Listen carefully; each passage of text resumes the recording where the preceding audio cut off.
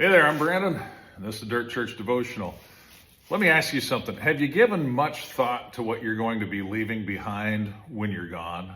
And I don't mean just an inheritance to your kids if you're able to do that. And I mean even perhaps beyond the heritage that you leave to your kids, your family, grandkids, and so forth.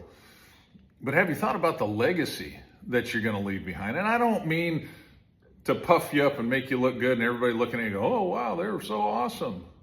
But I mean, really the impact of what you do today, how is that going to affect lives when you're gone?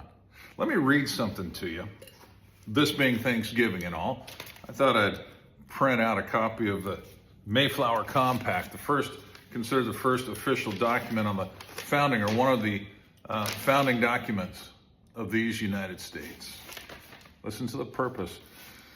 It says, in the name of God, amen. We whose names are underwritten, the loyal subjects of our dread sovereign Lord, King James, by the grace of God, of Great Britain, France, and Ireland, King, defender of the faith, etc.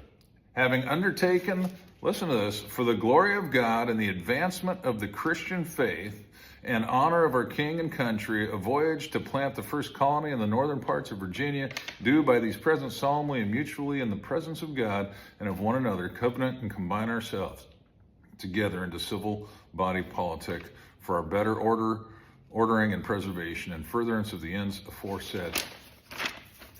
What they're saying is they came to this country to establish a colony to promote the gospel of Jesus Christ, a Christian nation to promote the gospel of Jesus Christ. Now, a little bit of background. That happened in 1620. They wrote that in 1620.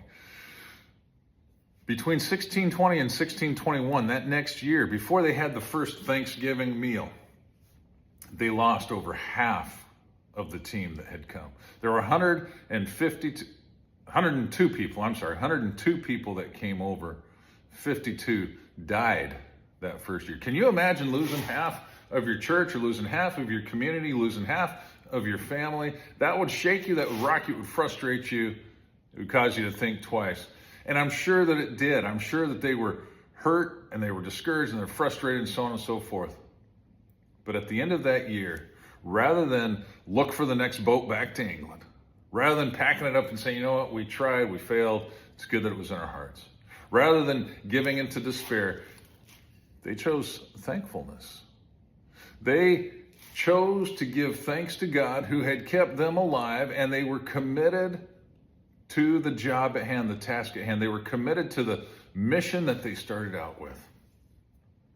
Now, I know some of you have had a really rough year. Some of you have gone through really tough things, and you're having a hard time processing. You're having a hard time even wanting to get up and say Thanksgiving today. But can I challenge you that the way that you act today, the way that you act towards God in the midst of your troubles, can have an everlasting impact on generations to come. I tell you what, I, for one, am really glad that those pilgrims 400 years ago chose thankfulness. It has blessed this nation, and it has blessed the world. Chew on that. And by the way, have a great Thanksgiving.